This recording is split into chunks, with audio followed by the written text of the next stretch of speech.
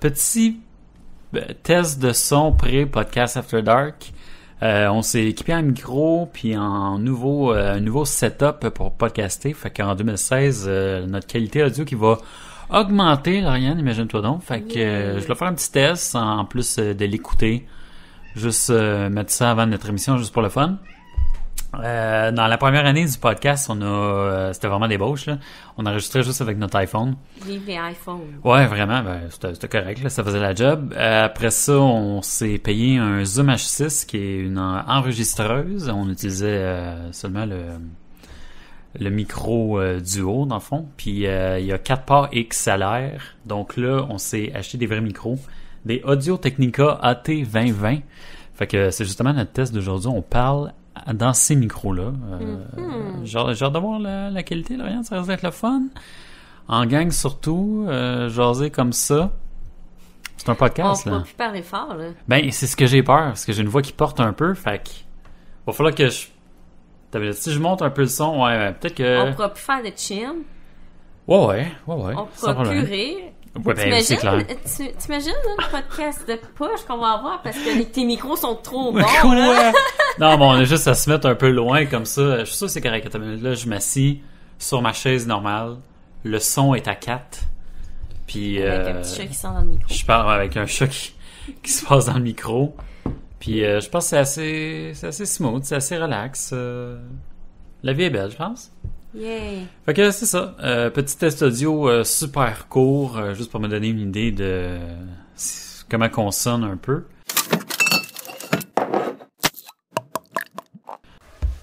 Podcast After Dark. Podcast After Dark. Oh On boy. continue. Ah non, c'est vrai. Joyeux Noël. Joyeux Noël déjà? Ouais, ça va être le 25. Ben, joyeux Noël. Je pensais que c'était l'autre d'avant qu'on aurait passé pendant... Non, ça c'est le 25. Joyeux Noël. Joyeux Noël à tout le monde. On est en gros souper de famille, là, comme probablement tout le monde. Profitez-en, ben oui. Gâtez-vous. Ben, certain. Ça, c'est sa cocktail et de mise. C'est un classique. Beaucoup de dégustation.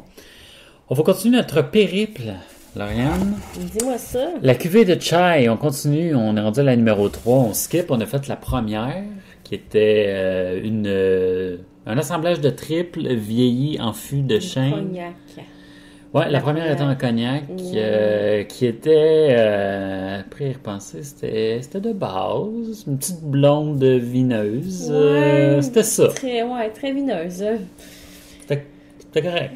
Ouais. Fait qu'on continue avec la brandy, numéro 3, on saute de 1 à Yay. 3. J'ai hâte d'écouter ça. Ouais, Vic, j'ai hâte de voir s'il y a une différence, fallait de vrai, là, j'ai hâte de voir ça. Fait qu'on va ouvrir ça. Combien qui disent qu'on doit la boire à 9 degrés? On va se la réchauffer un peu, là. Ouais. Vous êtes assez froide. 9,3% comme sont toutes 9,3%, fait que c'est pas mal ça. Je vais verser ça. Ben, allez-y donc. Allez-y donc. OK. Ouais, c'est le même message Ah qui est sur ouais? la feuille. Ouais, je pense Ah. pas qu'il ait changé. OK. Voyons voir. Au nez, il y a encore un petit côté vineux. Hein? Ouais, hein, c'est encore dans la même gang de... Ouais, l'odorat, c'est un peu... J'ai l'impression que la bière de base était peut-être un petit coup vineux. Ça fait juste me dire... Attends une minute, on va écouter avant. Hein. Non? Ben, le goût vineux, on va le rechercher un peu moins Oh. que... Oh boy, ok, ouais. Définitivement meilleur que celle de cognac. Oui, vraiment. J'aurais pas pensé qu'il y ait autant une différence que ça. Ben, parce que surtout au nez, il y a l'odeur encore du vin. Ouais, là, hein. parce que, j'étais certaine que ça aurait... Ben, Ouais. pas goûter la même chose, mais aller rechercher les mêmes saveurs de vineux, mais... ouais, du vin. Ouais, Mais non, pas du tout. Ben, pas du tout. Je sais pas si je goûte Autant. un houblon, là. Tu sais, il y a différents... Le côté vineux, mais il y a un côté... Une Peut-être petite amertume? Ouais, une petite amertume. Légère amertume comparativement à l'autre aussi. Ouais.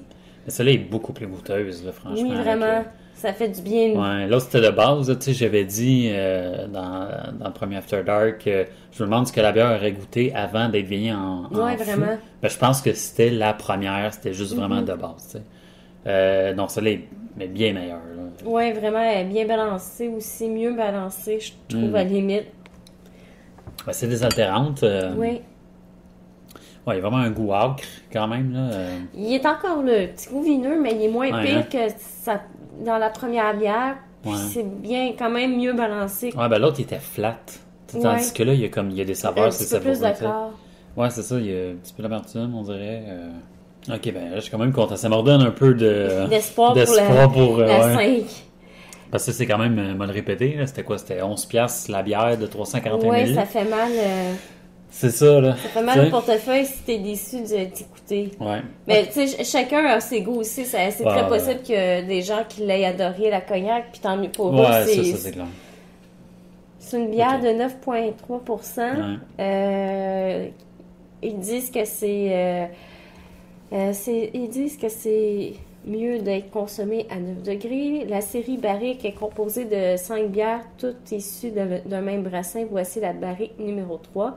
Goûtez ce qu'un fût de chêne ayant servi à vieillir du brandy a apporté à cette blonde de triple fermentation qui, à l'origine, était légèrement épicée et sucrée, au goût de sucre gantiblon. Ah, ok.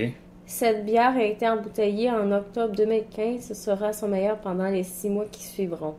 Ils disent que c'est bon d'être bu avec du fromage à pâte ferme et croûte lavée, fromage fort, foie gras poêlé et chocolat noir. Ouais, ça, parce qu'elle est assez légère, là, limite désaltérant, là, fait qu'avec quelque chose de bien gras ou bien, tu sais, ça coupe, là.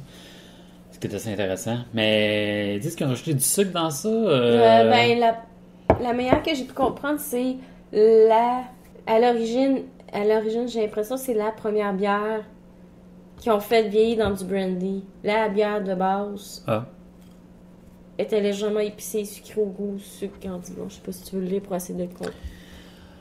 C'est le nom de triple fermentation. Ah ouais. Ok, avant de la mettre, Dans la était le épicée, sucrée. Ben, ouais, ça... Je comprends le côté parce que ça épicé reste parce quand même une triple. Donc, si c'est une triple, habituellement... Ben, triple fermentation, parce que c'est ça le truc, c'est que je pense que j'ai fait l'erreur au dernier, là, je pense que c'est une blonde qui a eu triple fermentation. C'est pas comme une triple belge. Ok, ouais. C'est ça. C'est l'impression que j'ai. Fait que c'est une genre de triple blonde. Blonde refermentée 3 fois. Ok, c'est ça. Puis à la base, épicé puis sucré. Ok, ouais, il y a quand même des côtés épicés. C'est peut-être le côté houblonné que je pense que c'est une amertume, un houblon. Là. Je pense que c'est le côté épicé qui a resté en barrique de brandy, justement.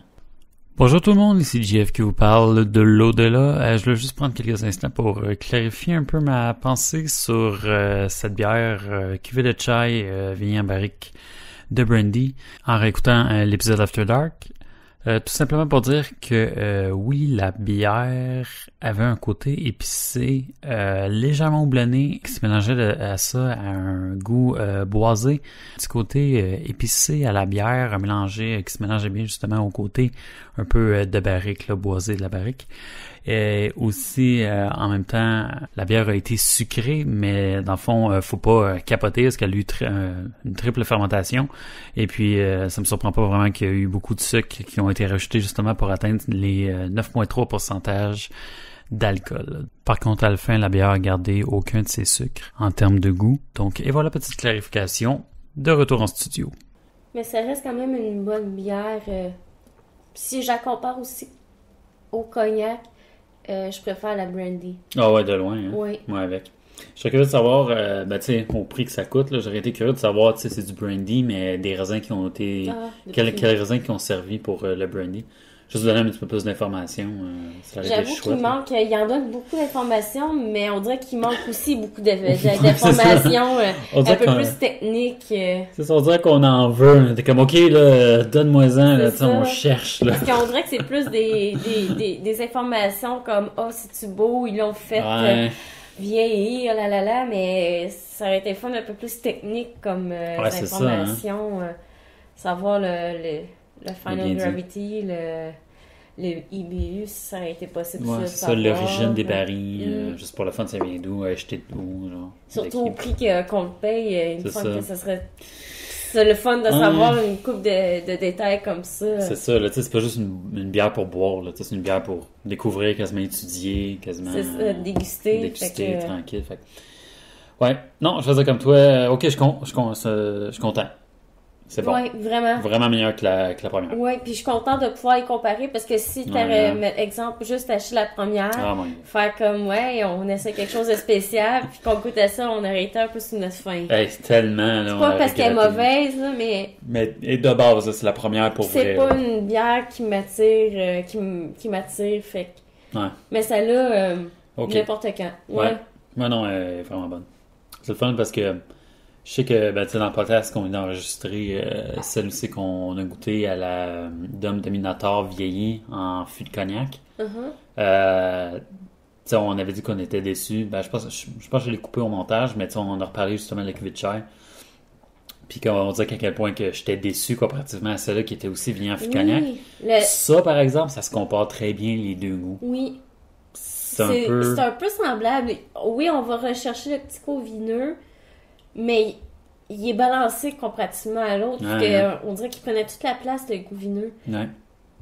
Mais celui-là, c'est ça. Il est bien balancé avec des petites épices, des petits... Et les autres goûts qu'il y a dans cette bière-là, c'est super. Amertume, peut-être le petit côté boisé qui ressort du baril, peut-être. Ouais, léger. Léger, je sais pas, peut-être en subtilité. J'essaie de réchauffer ma bière le plus possible.